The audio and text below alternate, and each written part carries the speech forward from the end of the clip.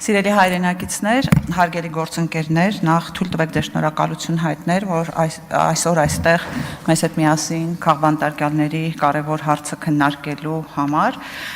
ես կլինեմ շատ հակիրճ հնարավորություն տալով արտահայտվել դահլիճում ներկաներին, որովհետև այստեղ տեսնում եմ մարդկանց, ովքեր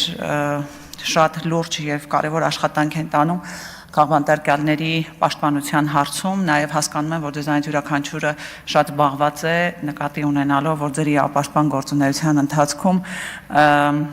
պարբերաբար անհրաժեշտություն կա մասնակցել տարբեր քննչական գործողությունների եւ դատական նիստերի, հետեւաբար փորձեմ հարթակը ավելի շատ տրամադրել ձեզ։ Ես ուզում եմ պարզապես խոսքս սկսել նրանով, որ իրականում Հայաստանի Հանրապետությունը վերածվել է քաղաքական ճնշումների եւ հաշվեհարդարի գործիքի եւ այսօր իշխանությունը ծառայում է վախի մթնոլորտի ստեղծմանը եւ իրենց իշխանությունը ամեն գնով պահելու համար իրավական պետության հիմքերի կործանմանը։ Չեն գործում իրավունքի պաշտպանության մեխանիզմները, իսկ քաղաքական եւ քաղաքացիական իրավունքներ եւ երաշխիքներ հռչակող օրենքները դարձել են զուտ հռչակագրային փաստաթղթեր։ Ժողովրդավարության հետընթացի պայմաններում իհարկե ահագնացել են քաղաքական ճնշումները եւ այս պարագայում մեր տվյալներով 60-ից ավել իսկ իմ գնահատականներով գրեթե 70 անց ենթարկվում է քրեական հետապնդման, բնականաբար քաղաքական դրդապատճառներով, իսկ նրանցից գրեթե 40-ը գտնվում են քրեակատարողական հիմնարկներում։ Քրեակատարողական հիմնարկներում են գտնվում գրեթե լավ, այսպես փորձեմ թվարկել, Հայաստանյաց առաքելական Սուրբ եկեղեցին ներկայացնող arczepiskoposներ, հոգևոր սպասավորներ եւ ծառայողներ, հայրենիքի պաշտպանության գործում իրենց կյանքը նվիրաբերած զինծառայողների ընտանիքների անդամներ եւ կամ հարազատներ, ընդդիմադիր քաղաքական կուսակցությունների ղեկավար մարմինների եւ երիտասարդական միությունների անդամներ, քաղաքական եւ քաղաքացիական գործունեություն իրականացնող եւ կամ քաղաքական իշխանություններին քննադատող անձինք, հասարակական եւ բարեգործական գործունեություն իրականացնող անձինք, Հայաստանի Հանրապետության եւ Արցախի Հանրապետության ազգային ժողովների падգամավորներ, համայնքի ղեկավարներ, ավականիներ եւ տեղական ինքնակառավարման մարմինների աշխատակիցներ։ Այս անձանցից յուրաքանչյուրի գործին կարծում եմ կանդրադառնան այսօր այստեղ ներկա փաստաբանները, բայց պետք է հստակ նշենք, որ նշված անձինք ԵԽԽՎ 2012 թվականի 19:00 բանաձևով համապատասխանում են քաղբանտարկյալի կարգավիճակին, ինչպես հիշում եք, բանաձևը նախատեսում է 5 չափանիշ եւ չափանիշներից յուրաքանչյուրին համապատասխանելու պարագայում, այսինքն պարտադիր չէ, որ 5 չափանիշներին միաժամանակ, այլ դրանցից միայն մեկին համապատասխանելու պարագայում էլ անձը կարող է համարվել քաղաքական բանտարկյալ։ Քաղբանտարկյալի կարգավիճակը փաստվում է եւ կալանավորումն իրականացվել է Մարդու իրավունքների Եվրոպական կոնվենցիայի եւ նրա արձանագրությունների մեջ արտացոլված հիմնարար երաշխիքների, մասնավորապես մտքի, խղճի եւ կրոնի ազատության, արտահայտվելու եւ տեղեկատվության ազատության, հավաքների եւ միավորումների ազատության երաշխիքներից որևէ մեկի խախտմամբ, կալանավորումը կատարվել է բացառապես քաղաքական պատճառով, առանց որևէ հանցանքի հետ կապելու, քաղաքական շարժառիթներով կալանավորման ժամկետը կամ պայմանները ակնհայտորեն անհամաչափ են արարքին, որի համար անձը ճանաչվել է կասկածյալ կամ մեղադրյալ, քաղաքական շարժառիթներով անձը կալանավորվել է խտրականորեն համեմատած այլ անձանց հետ եւ կալանավորումն ակնհայտորեն անարդար ընթացակարգերի արդյունք է, ինչը կապված է իշխանությունների քաղաքական շարժառիթների հետ։ Այս ամենին գումարենք Մարդու իրավունքների եւ հիմնարար ազատությունների պաշտպանության մասին կոնվենցիայի 18-րդ հոդվածը եւ դրանից բխող Մարդու իրավունքների Եվրոպական դատարանի նախադեպային որոշումների կիրառելիությունն ու վերաբերելիությունը։ Հարկ է նկատի ունենալ նաեւ, որ ԵԽԽՎ իրավական հարցերի եւ Մարդու իրավունքների կոմիտեի թիվ 13-011 զեկույցը, որի վրա հետագայում ընդունվել է թիվ 19-0 բանաձևը, մանրամասնում է նաեւ որոշակի պարտականություններ պետության համար կապված ապացուցման բեռի հետ, մասնավորապես ապացուցելու բեռը բաժնում ասվում է, որ քաղբանտարկյալ ներկայացող կամ իր ներկայացող անձը կամ իր ներկայացուցիչը պետք է ներկայացնեն հիմքեր, որ տվյալ անձը քաղբանտարկյալ է, իսկ պետությունը իր հերթին պետք է ներկայացնի ապացույցներ այդ պնդումը հերքելու համար։ Այսինքն, եթե պատասխանող պետությանը չի հաջողում ապացուցել, որ տվյալ անձի ազատազրկումը լիովին համապատասխանել է միակ պահանջներին, այնպես ինչպես դրանք մեկնաբանվել են Մարդու իրավունքների եվրոպական դատարանի կողմից, մասնավորապես արդարության, համաչափության եւ խտրականության բացակայության պահանջների առումով,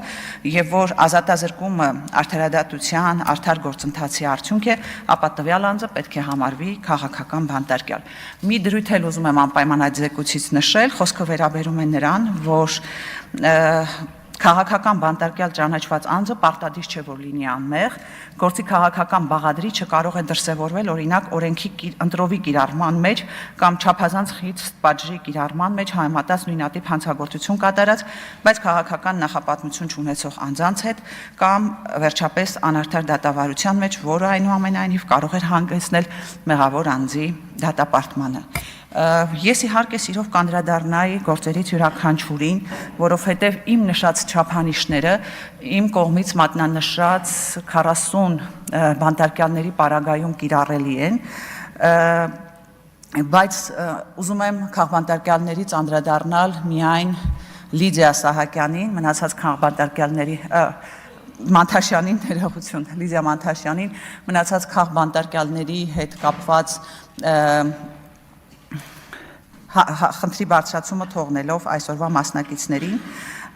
Լիդիա Մանթաշյանը այս պահին միակ կին քաղաքական բանտարկյալն է եւ ընդամենը օրեր առաջ դատարանը հերթական անգամ 3 ամսով երկարաձգեց Լիդիայի կալանքը եւ դա այլ կերպ, քան պատիժ Լիդիայի նկատմամբ հնարավոր չէ որակել, որովհետեւ ակնհայտ է, որ այդ կալանքի հետևում իրականում թաքնված է քաղաքական պատվեր։ Սիրելի գործընկերներ, քաղաքական ռեպրեսիաների այս մեխանիզմը հնարավոր է դարձել գործի դնել դատական իրավական համակարգի հետևողականորեն միջամտելու ճանապարհով, որը արտացոլվել է եւ իրականացվել է թե օրենսդրական մեխանիզմներով, թե լիազորությունների դադարեցման, ոչ սահմանադրական միջոցներով։ Գործադիրի ղեկավարի ուղիղ ցուցումներով քաղաքական, հանրային եւ ռազմական գործիչներին կալանավորելով, դատարանների շրջափակումով, դրանց անկախության վերացումով, սահմանադրական դատարանի բարձրագույն դատական խորհրդի կազմը քաղաքական նպատակահարմարությամբ փոխելով, քաղաքական ցուցումներին չենթարկվող դատավորներին հեռացնելով, ուժային բացառապես մեկ անձի շահերին ուժային կառույցները բացառապես մեկ անձի շահերին ծառայեցնելով, այսինքն արդյունքում մենք ստացել ենք մի իրավիճակ, եւ դատաիրավական համակարգը վերածվել է քաղաքական մահակի։ Հայաստանում մարդուն կալանավորելը այլևս ոչ թե բացառիկ, այլ պատժիչ միջոց է։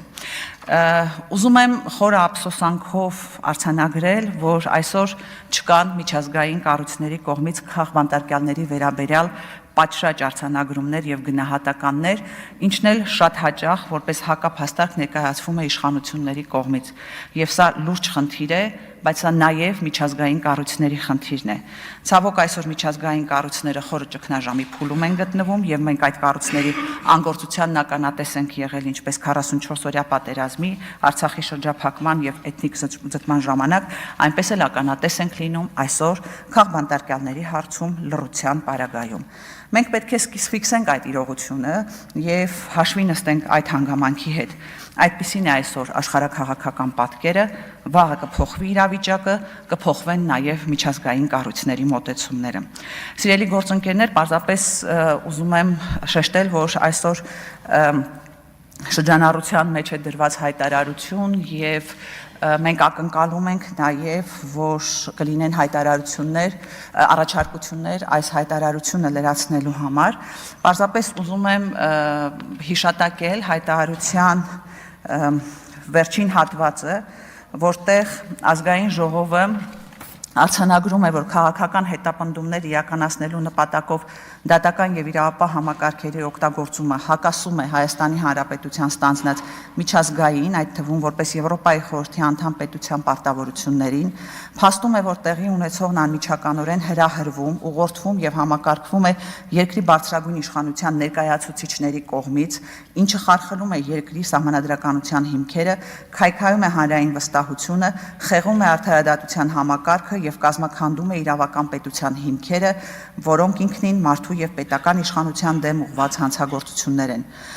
Իր լիակատար համերաշխությունն է հայտնում բոլոր քաղբանտարկյալներին, քաղաքալաճյալներին եւ նրանց ընտանիքներին, պահանջում է դատարանների անկախության ապահովում, ընդդիմադիր գործիչների նկատմամբ իրականացվող հետապնդումների դադարեցում, բոլոր քաղբանտարկյալների ազատ արձակում, հրավիրում է Եվրոպական միության, Եվրոպայի խորհրդի, ԵԱՀԿ-ի, ՄԱԿ-ի, Մարդու իրավունքների գերագույն հանձնակատարի, միջազգային իրավապաշտպան կազմակերպությունների,